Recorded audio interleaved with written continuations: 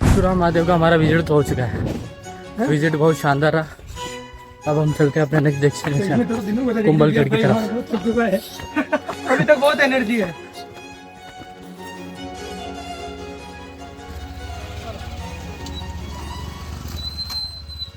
अब हम निकलने वाले थे अपने अगले एडवेंचर को। एडवेंचर क्या है ये तो आप देखिए।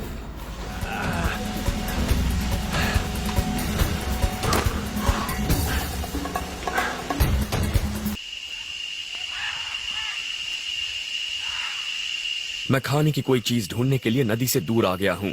जानवरों का शिकार करने या फंदे लगाने में ऊर्जा बर्बाद करने का कोई फायदा नहीं। यहाँ खाने के लिए बहुत से पौधे हैं, नीचे गिरे फल हैं, जैसे कि ये गार्सिनियास। ये मेरे बहुत काम का है।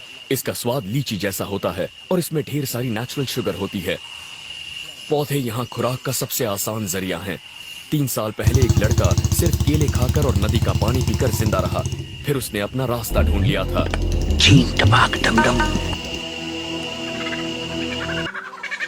इस जंगल से थोड़े बहुत बेर खाकर और कुछ कुछ अपने साथ लेकर हम निकल पड़ते हैं अपने अगली मंजिल की ओर। अब हमारी मंजिल ज़्यादा दूर नहीं थी, दूर थी तो हमसे केवल 10 किलोमीटर। यहाँ पहाड़ों की खूबसूरती के साथ साथ यहाँ का रास्ता भी बड़ा खूबसूरत था। हमें पता था ये एक ट्रिप ही नहीं, हमारे लिए एक अच्छी सी मेमोरी बनने वाली थी। अब हम जैसे तैसे कुंभलगढ़ के फोर्ट के करीब पहुँच चुके थे और हमें यहीं से ग्रेट वॉल ऑफ इंडिया दिखना शुरू हो जाती है। आपकी जानकारी के लिए बता दूँ, ये दुनिया की सबसे बड़ी दूसरी दीवार है जो कि 36 किलोमीटर लंबी है। जैसे जैसे हम करीब पहुंच रहे थे हमारी फोर्ट को देखने की उत्सुकता और भी बढ़ती जा रही थी। हम ऑनलाइन टिकट कराकर, जो कि पर पर्सन 35 रुपये की थी, हम अंदर को प्रवेश करते हैं। अब हम पहुंच चुके थे महाराणा कुंभा की धरा पर। हमारे लिए आज का दूसरा टास्क था कि यहाँ की भी चढ़ाई को चढ़ाना। यहाँ की चढ़ाई भी किसी ट्रैक से कम नहीं थी। तो मैं निकल पड़ता हूँ अपने दोस्तों के साथ इस अभेद किले को देखने। अब अभेद क्यों? क्योंकि यह बहुत ही ऊंचाई पर बना हुआ था और इसके चारों तरफ केवल पहाड़ ही थे।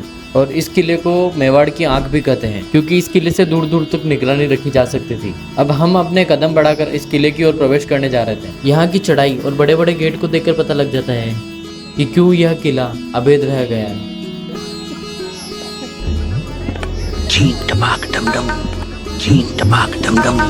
इस किले में लगभग ऐसे बड़े बड़े 7 गेट हैं। यह हमारी आज की दूसरी ट्रैक थी। हाँ, पर पहले वाले से तो थोड़ी आसान थी।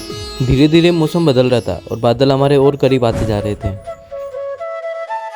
फिर हम चल पड़ते हैं इस फोर्ट को एक्सप्लोर करने।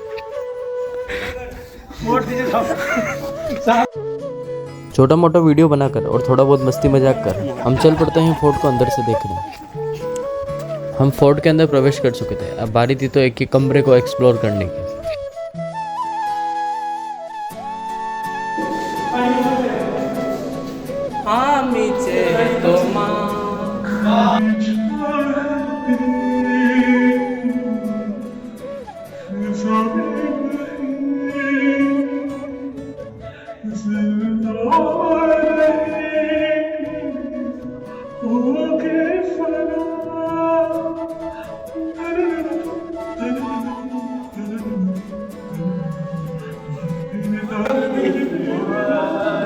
अंधेरे कमरे को विजिट कर और थोड़ी हॉरर वाली फीलिंग लाकर हम निकल पड़ते हैं फोर्ट के टेरिस पर।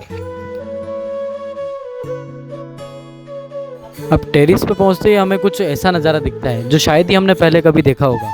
नज़ारा कुछ ऐसा कि हमने आज दिन तक बादल को केवल ऊपर ही देखा है, अपने बराबर कभी नहीं। यह नज़ारा भी आज हमारा हो गया।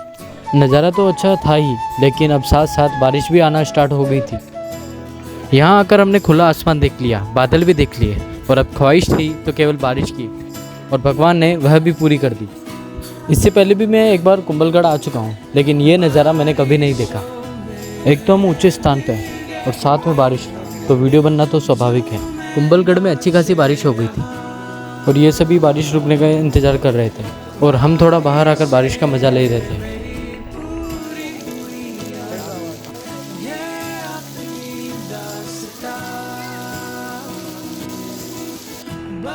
बारिश रुक चुकी थी और हमने किले का कुछ भाग तो देख लिया।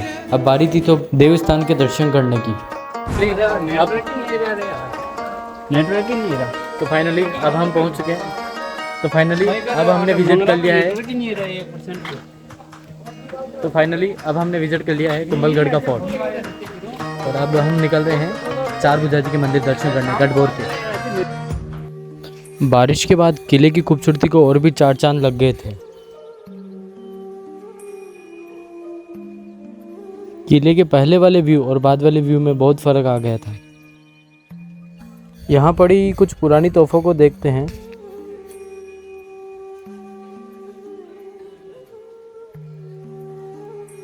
और फिर चल देते हैं किले से थोड़ा नीचे की ओर देव स्थान के दर्शन करने।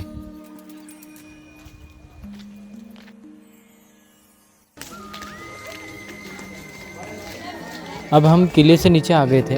हम विजिट करने जा रहे थे नीलकंठ महादेव का मंदिर, जिसका निर्माण राणा कुंभा ने सन 1458 में करवाया था। यह मंदिर बहुत ही प्राचीन था। इस दुर्ग में करीब 60 से अधिक हिंदू एवं जैन मंदिर बने हुए हैं। यहाँ हम अंदर भगवान शिव की बहुत ही बड़ी शिवलिंग के दर्शन करते हैं और कुंभलगढ़ की इस प्यारी सी झंडी को यहीं बाय बाय बोलकर अपने अगले डेस्टिनेशन के लिए निकल पड़ते हैं।